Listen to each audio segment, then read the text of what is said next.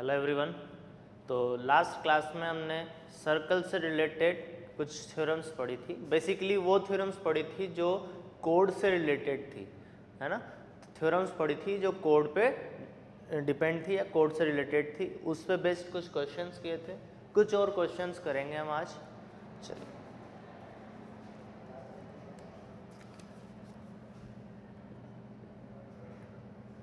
L is a line which intersect L is a line which intersects two concentric circles with common center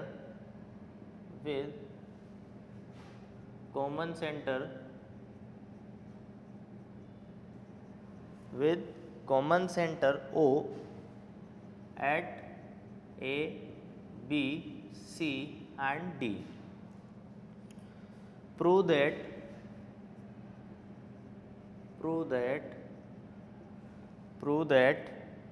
AB is equals to CD। और इसका हमें diagram भी दे रखा है question में ही, कुछ इस तरह का डायग्राम है ये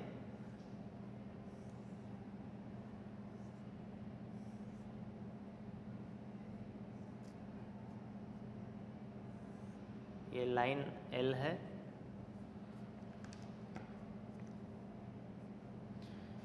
ये पॉइंट है A, ये B, ये C और ये D, और ये सेंटर है O। ठीक है, तो ये हमें गिवन है L is a line which intersect two concentric circles. जैसा कि हमने लास्ट क्लासेस में पढ़ा था जब सर्कल स्टार्ट किया था कि कोसेंट्रिक सर्कल्स क्या होते हैं, ऐसे सर्कल जिनका सेंटर एक ही, ऐसे सर्कल जिनके सेंटर एक ही हो और रेडियस डिफरेंट हो, ये हमने पढ़ा था। तो ये कोसेंट्रिक सर्कल्स हैं, इसके इन दोनों के सेंटर जो है O है और रेडियस डिफरेंट है। अब बात करते हैं हमें क्या करना है, हमें प्रूव करना है कि AB इक्वल टू CD है। तो अगर मैं O से इस कोड पे BC इज, ये मान लेता हूं मैं, ये C1 है, ये C2 है। BC is code for circle C1 and AD is code for circle C2। Okay, and अगर इस पॉइंट को मैं नाम देता हूँ E, तो जो OE है वो OE जो है परपेंडिकुलर होगी BC के। हमने परपेंडिकुलर ड्रॉ किया है, OE जो है BC के भी परपेंडिकुलर होगी और AD के भी परपेंडिकुलर होगी। अब हमने पढ़ा था परपेंडिकुलर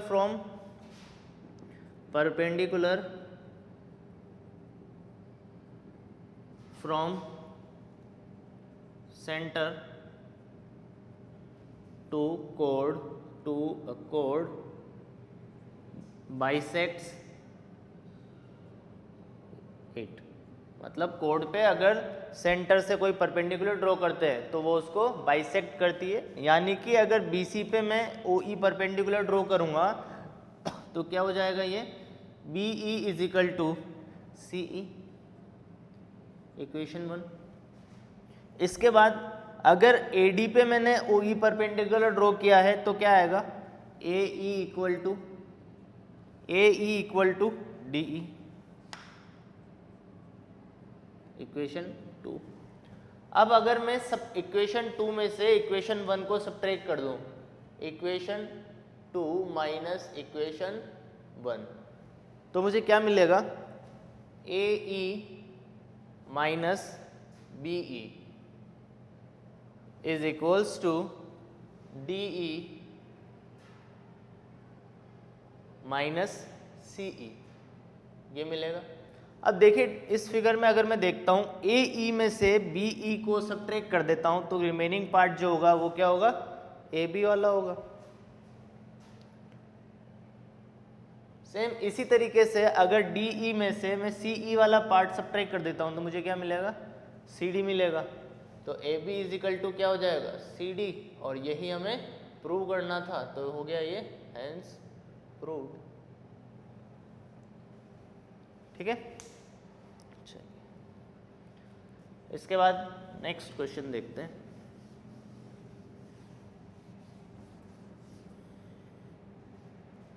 नेक्स्ट क्वेश्चन देखते हैं।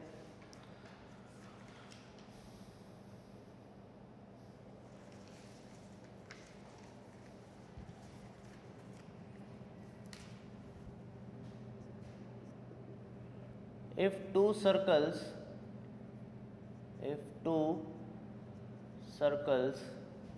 circles are intersect each other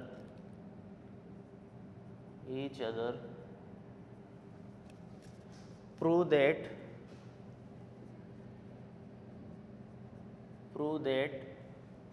the line joining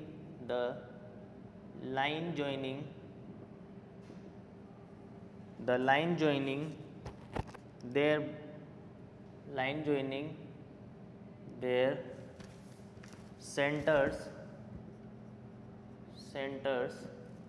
bisects the common chord।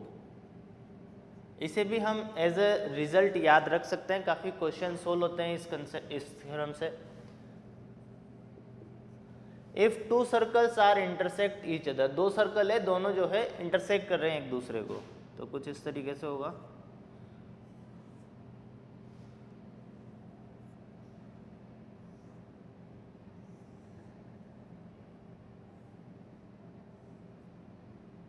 ये दो सर्कल है जो एक दूसरे को इंटरसेक्ट कर रहे हैं। Line joining there centres, let this is the circle 1 and this is the circle 2, और ये हो जाएगा सेंटर 1 एंड ये हो जाएगा सेंटर, इसको थोड़ा सा इधर ले लेते हैं, सेंटर 2। तो line joining two centres bisect the common code. Common code कौन सी होती है, हमने फर्स्ट क्लास में भी डिस्कस किया था। कॉमन कोड वो होती है जो इंटरसेक्टिंग पॉइंट्स को ज्वाइन करने वाली लाइन सेगमेंट है। तो let suppose this is the A and this is the B, तो जब हम इन दोनों को ज्वाइन करेंगे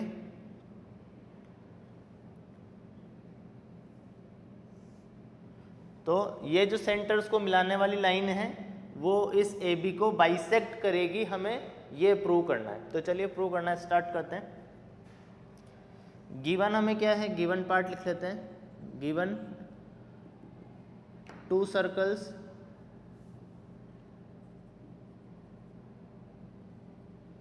C1 with center O1, radius R1, and second C2 center O2 and radius R2, ये हमें गिवन है।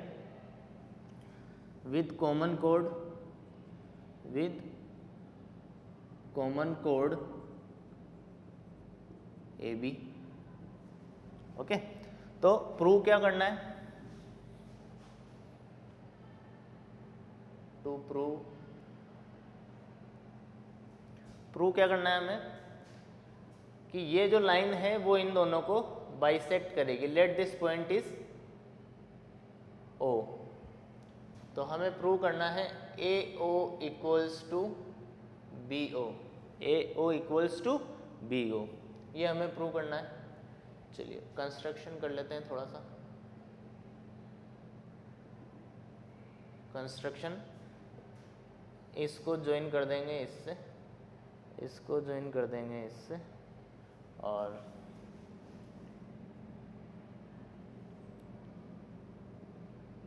ये दोनों ज्वाइन कर लेंगे। तो join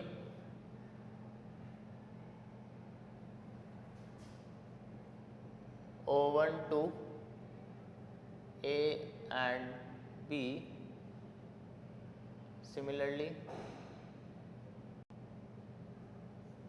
join O2 to A and B, दोनों को हमने ए और बी से ज्वाइन कर लिया। ये है R1, ये भी है R1, ये है R2 और ये है R2। ठीक है, अब यहाँ पे मैं क्या कह सकता हूँ, O1A is equals to O1B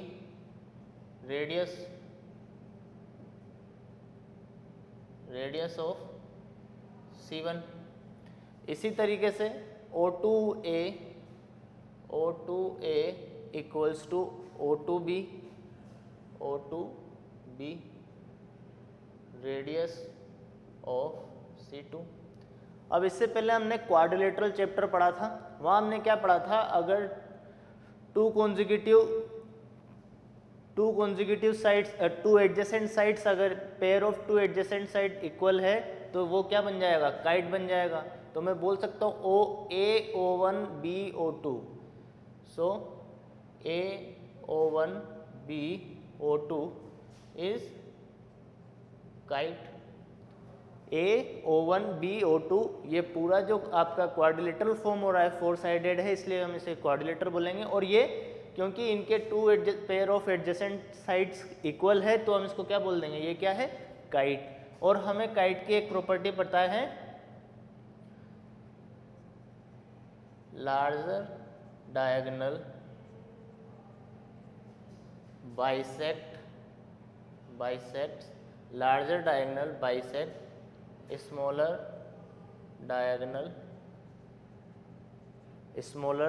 diagonal at 90 degree, हमें ये पता है। तो इससे का मतलब क्या होगा, ये जो डायगोनल है वो इसको बाइसेक्ट करेगा, सो AO इक्वल्स टू OB। हमें सिर्फ इतना ही करना है, 90 डिग्री से हमें कोई मतलब नहीं है, ये भी हम यूज़ कर सकते हैं। ठीक है, तो AO इक्वल टू OB हमें प्रूव करना था, तो वो हमें प्रूव हो गया है, हैंस प्रूव्ड। और अगर क्वेश्चन में आता कि बाइसेक्ट कॉमन कोड एट राइट एंगल, तो ये भी इस प्रोसेस के बाद हमने ऑलरेडी लिखा हुआ है कि स्मॉलर डायगोनल को कहाँ पे इंटरसेक्ट करता है, बाइसेक्ट करता है 90 डिग्री पे। तो अगर ये होता तो वो भी प्रूव हो जाता। क्लियर है? चलिए नेक्स्ट क्वेश्चन देखते हैं। अब क्वेश्चन देखेंगे सेम, अभी जो आपने क्वेश्चन किया इसमें जो प्रूव किया था इसी रिजल्ट पे बेस्ड क्वेश्चन देखते हैं। In the figure the radius of the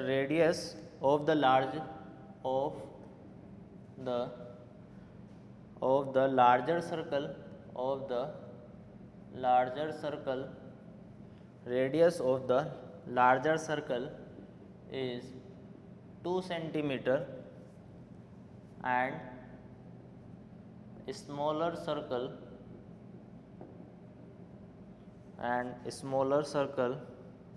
is 1 centimeter, and the larger circle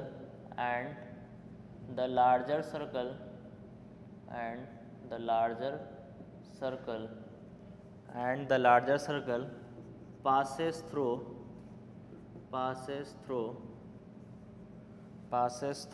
the center of smaller circle, passes through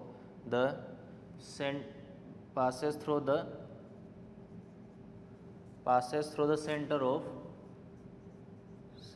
of smaller circle. The length of the chord AB, the length of the chord AB is, हमें find करनी है code AB की length. तो सबसे पहले इसका एक diagram बना लेते हैं। एक्चुअली डायग्राम इसमें गिवन है ऑलरेडी, तो हम वो डायग्राम ले लेते हैं। एक स्मॉलर सर्कल है, उसके सेंटर से बड़ा वाला सर्कल जो है पास हो रहा है,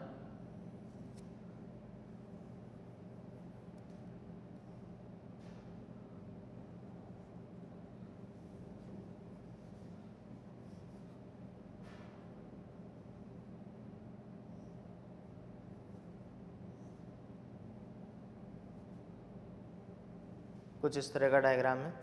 ये दूसरे वाले सर्कल का सेंटर है और ये कोड ए बी है।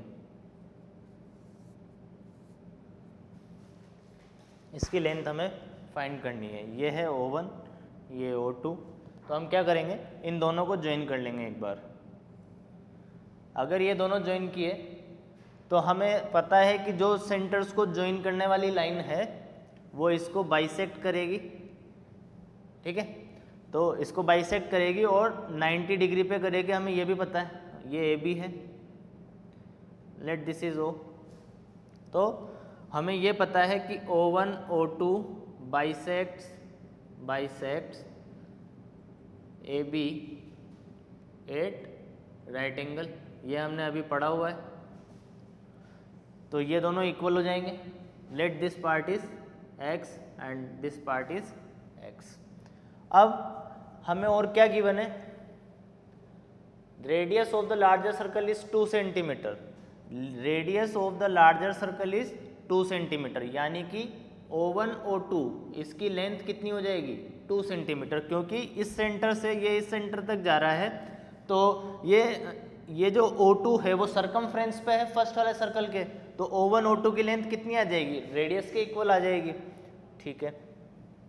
अब हम क्या करेंगे, इसको यहाँ से ज्वाइन कर देंगे और सिमिलरली इसको भी यहाँ से ज्वाइन कर लेंगे। तो AO1 ये क्या हो जाएगा, फर्स्ट वाले सर्कल की रेडियस हो जाएगी 2 सेंटीमीटर। इसी तरीके से AO2 ये कितना हो जाएगा, AO2 जो है फर्स्ट वाले सर्कल की रेडियस हो जाएगी, यानी कि 1 सेंटीमीटर। अब इसके बाद हम अज्यूम कर लेंगे कि OO2 is equal to x centimetre. Let OO2 is equal to x centimetre. अगर ये x है, सॉरी हमने x इसको ले लिया है तो हम इसको y अज्यूम कर लेंगे, y सेंटीमीटर। ये y है तो ये रिमेनिंग पार्ट कितना हो जाएगा 2 माइनस y, यानी कि O1O इज इक्वल टू हो जाएगा 2 माइनस y सेंटीमीटर। क्लियर। अब हम AO यानी कि x की वैल्यू इस वाले ट्राइंगल से भी निकाल सकते हैं। अब बात करते हैं हम इन ट्राइंगल AO1O। इस वाले ट्राइंगल में अगर हम AO यो की क्या है, AO क्या है लिख लेते हैं हम इसको, AO1 square is equal to क्या आएगा O1O square plus AO square. तो AO कितना है, AO हमने अज्यूम किया हुआ है x, तो ये हो जाएगा x स्क्वायर। OO1 कितना है 2 माइनस y स्क्वायर, और AO1 कितना है 2 सेंटीमीटर, तो ये हो जाएगा 4, ठीक है। तो यहाँ से अगर x स्क्वायर की वैल्यू लें तो ये कितनी आ जाएगी 4 माइनस 2 माइनस वाई स्क्वायर, तो ये हो जाएगा 4 minus 4 plus y square minus 4y। Bracket को एक्सपेंड कर दिया है हमने, ये इक्वेशन 1 हो गई। अब in triangle AO2O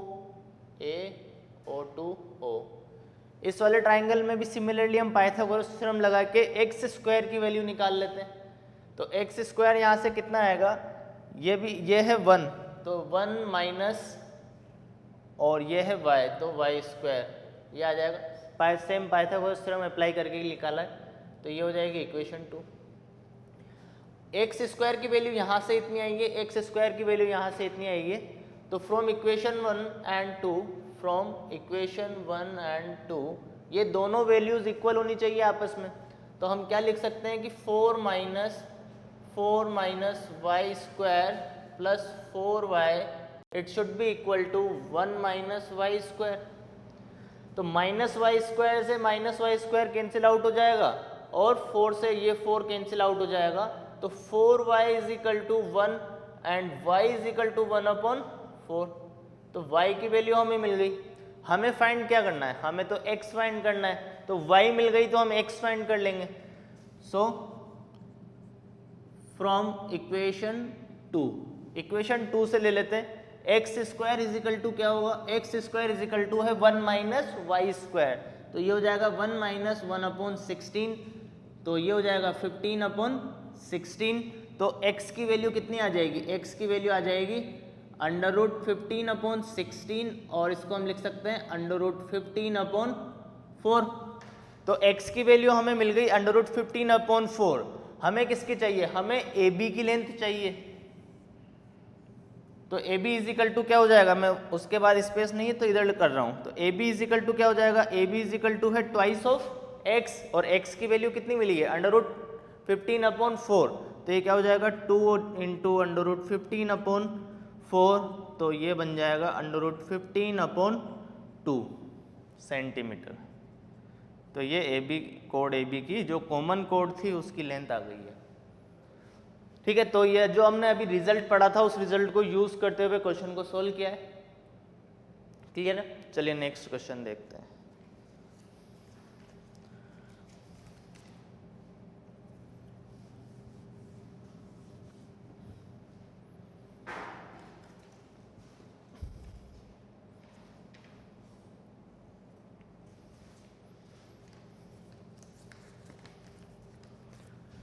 next question है A circular park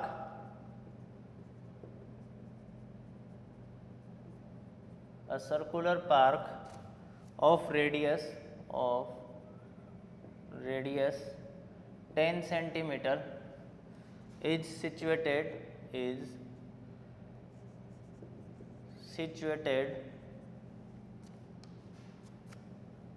in a colony. Three boys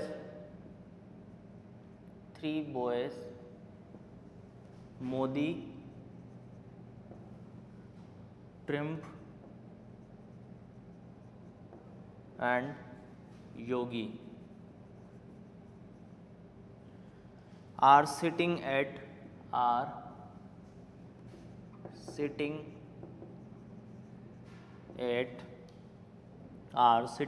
equal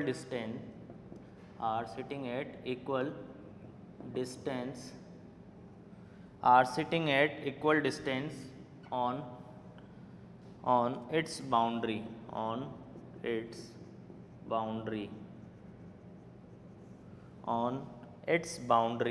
each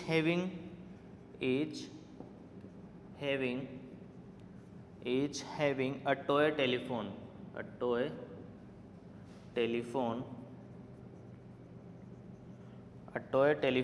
in his hand to talk each other. Find the length of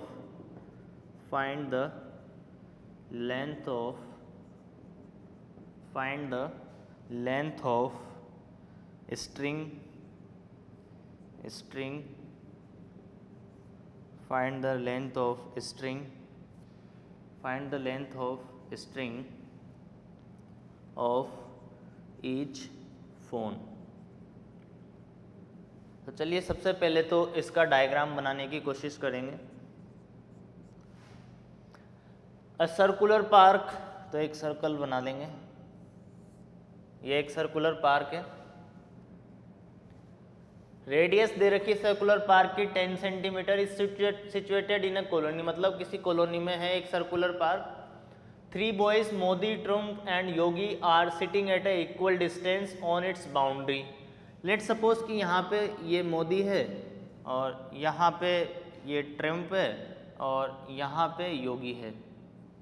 ठीक है, तो ये तीनों जो है इक्वल डिस्टेंस पे यहाँ पे बैठे हुए हैं। इक्वल डिस्टेंस पे है सरकमफ्रेंस पे, यानी कि क्या कह सकता हूँ मैं कि arc M T is equal to arc T Y equal to arc M Y. कुछ इसी तरीके से होगा। अब अगर आर्क इक्वल है तो उनके कोरोस्पोंडिंग कोड्स भी इक्वल होगी, यानी कि M T equal to T Y equal to M Y. तो ये जो ट्राइंगल फॉर्म हुआ है, ये कैसा ट्राइंगल बन गया? एक इक्विलेटरल ट्राइंगल बन गया। So triangle MTY is equilateral triangle.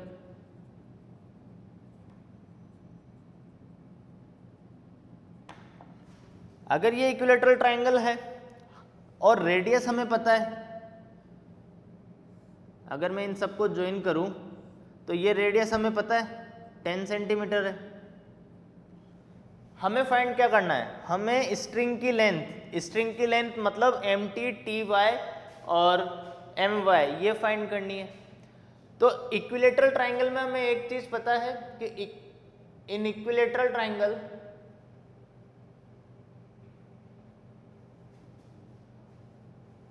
Medians, altitude, angle bisector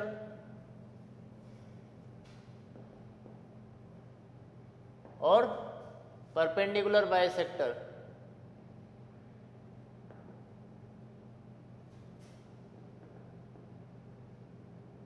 all are coincides, और सभी कोइंसाइड्स करेंगे। और हमें ये पता है कि मीडियंस का जो मीडियंस, एल्टीट्यूड या एंगल बाइसेक्टर ये सब कॉन्करेंट होते हैं, यानी कि एक पॉइंट से पास होंगे। और उन जैसे मीडियंस है, मीडियंस की जो कॉन्करेंसी पॉइंट है उसको बोलते हैं सेंट्रोइड, एल्टीट्यूड के कॉन्करेंसी पॉइंट को बोलते हैं ऑर्थोसेंटर, एंगल बाइसेक्टर के कॉन्करेंसी पॉइंट को बोलते हैं इनसेंटर, और परपेंडिकुलर बाइसेक्टर्स के इंटरसेक्शन पॉइंट को बोलते हैं सर्कमसेंटर। तो यहाँ देखें तो ये सेंट्रोइड भी होगा, सर्कमसेंटर भी होगा, ऑर्थोसेंटर भी होगा और इनसेंटर भी होगा। अब अगर मैं इसको यहाँ पे आगे बढ़ा देता हूँ तो ये एल्टीट्यूड भी होगा और मीडियन भी होगा। तो ये और ये इक्वल होंगे। ये पूरी लेंथ हमें नहीं पता है कि ये लेंथ कितनी है। तो सबसे पहले मैं अज्यूम कर लेता हूँ let MT equal to TY equal to MY all are equal to A। अब अगर ये A है तो ये भी A हो जाएगा और ये कितना हो जाएगा A/2। तो मैं पूरे MD की वैल्यू फाइंड कर सकता हूँ यहाँ से। तो MD कितना हो जाएगा? MD इक्वल टू हो जाएगा A square minus MD square is equal to हो जाएगा A square minus A square by 4। तो ये हो जाएगा 3 स्क्वायर बाय 4, यानी कि मैं बोल सकता हूँ MD इज इक्वल टू कितना होगा √3/2A। ये MD हो जाएगा। अब MD क्या है? MD मीडियन भी है, एल्टीट्यूड भी है, और ये पॉइंट क्या है? सेंट्रोइड भी होगा और सर्कमसेंटर भी होगा।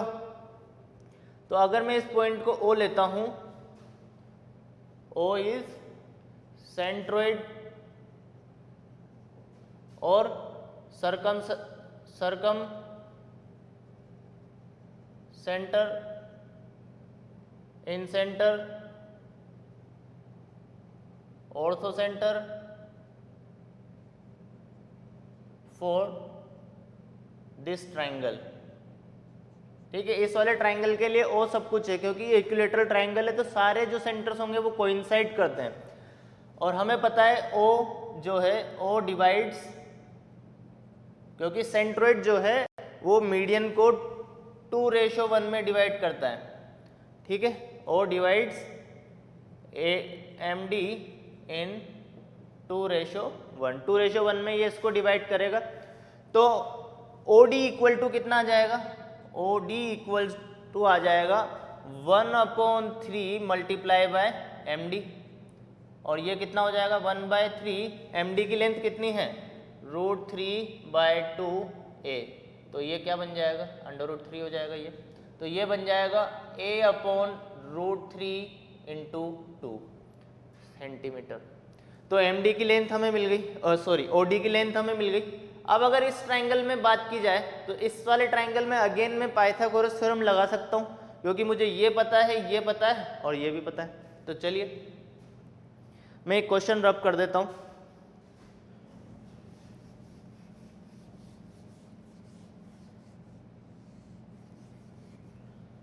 तो अब इन ट्राइंगल OYD या ODY, यहां से क्या लिख सकता हूं मैं, tan square is equal to क्या होगा, tan square is equal to OD square plus YD square, और OD कितना है, A स्क्वायर अपॉन √3 का स्क्वायर हो जाएगा 3 और 2 का स्क्वायर हो जाएगा 4 प्लस DY स्क्वायर यानी कि A स्क्वायर बाय 4, यहाँ से A स्क्वायर बाय 4 कॉमन आ रहा है तो ये क्या बनेगा 1/3 प्लस 1, तो इसको मैं लिख सकता हूँ A स्क्वायर बाय 4 4/3, 4 से ये 4 कैंसिल आउट हो जाएगा, तो यहाँ से क्या बचा A स्क्वायर बाय 3 और ये इधर चल रहा है tan स्क्वायर, तो A square is equal to क्या हो जाएगा tan स्क्वायर इंटू 3, तो A इज इक्वल टू क्या आ जाएगा √3 सेंटीमीटर, और A क्या है, हमने A एज्यूम किया था, जो स्ट्रिंग की लेंथ है वो A है, तो स्ट्रिंग की लेंथ कितनी आ जाएगी 10√3 सेंटीमीटर। ठीक है, तो इस तरह से इसका फाइनल आंसर आता है 10√3 सेंटीमीटर। चलिए आगे बढ़ते हैं।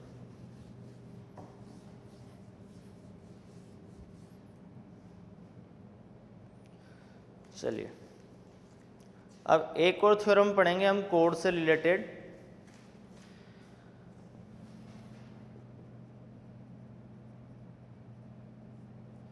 एक और थ्योरम है कोड से related, equal codes have equal distance from centre.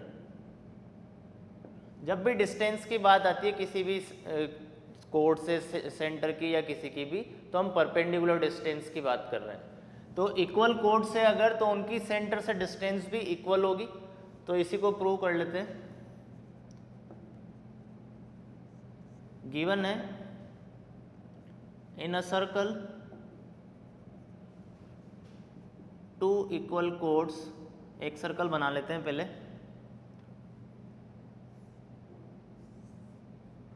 ये 2 इक्वल कोड्स है,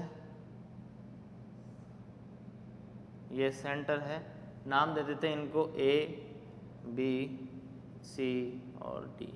2 इक्वल कोड्स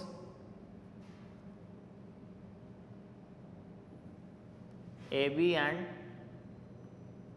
CD, ये 2 इक्वल कोड्स है। ठीक है, टू प्रूव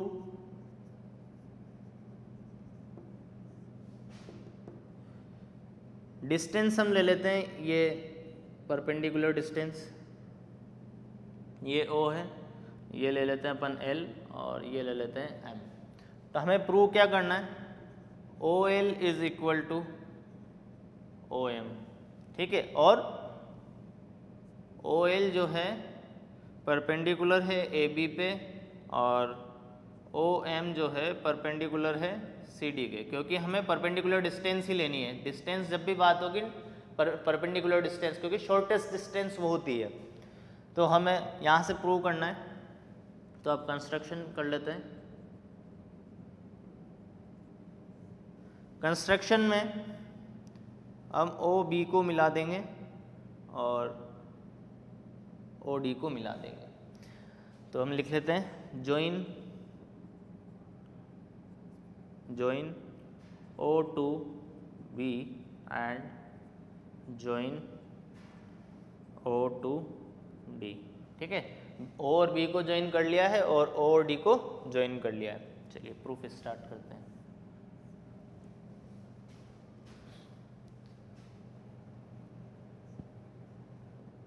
प्रूफ में हमने ये परपेंडिकुलर डाला है, तो यहाँ से क्या हो जाएगा, AL इक्वल टू क्या हो जाएगा LB, और ये दोनों किसके इक्वल हो जाएंगे, हाफ ऑफ AB के। इसी के बाद CM इक्वल टू क्या हो जाएगा एम डी, और ये दोनों किसके जाएंगे इक्वल, सी डी के। और हमें क्या गिवन है, हमें गिवन है कि ए बी इक्वल टू क्या है, सी डी है। अगर A B equal to C D है तो इनके हाफ भी इक्वल होंगे, है ना। तो ए एल इक्वल टू क्या हो जाएगा, एल बी, और ये किसके इक्वल हो जाएगा, सी एम के, और ये किसके इक्वल हो जाएगा, एम डी के। ठीक है, तो अब मैं इन दोनों ट्राइंगल में बात करता हूँ। इन दोनों ट्राइंगल में एल बी इक्वल टू क्या है, एम डी, फ्रॉम इक्वेशन 3। ठीक है, अब ये 90 डिग्री है, ये भी 90 डिग्री है, तो मैं यहाँ से लिख सकता हूँ angle L O L B, angle O L B equal to angle O M D, O M D. ये दोनों क्यों इक्वल है, दोनों 90 डिग्री के इक्वल है इसलिए। ठीक है, अब O B equal to O D होगा, O B equal to O D, दोनों क्या है, रेडियस है। ठीक है, तो ये है राइट एंगल, और अगर इसकी बात करें तो ये है हाइपोटेनियस। राइट एंगल के सामने क्या आता है, हाइपोटेनियस, और ये साइड। तो राइट हाइपोटेनियस साइड से by R H S, right hypotenuse side congruency, हम क्या बोल सकते हैं कि triangle O L B, O L B is congruent to triangle O M D, O M D. तो बाय सीपीसीटी, बाय सीपीसीटी, अगर ये दोनों ट्राइंगल कॉन्ग्रुएंट है तो by CPCT O L is equal to O M होगा। और यही हमें प्रूव करना था कि अगर दो इक्वल कोड्स है तो वो सेंटर से इक्वल डिस्टेंस पे होगी। इस पे बेस्ड कुछ क्वेश्चंस भी करेंगे हम नेक्स्ट क्लास में।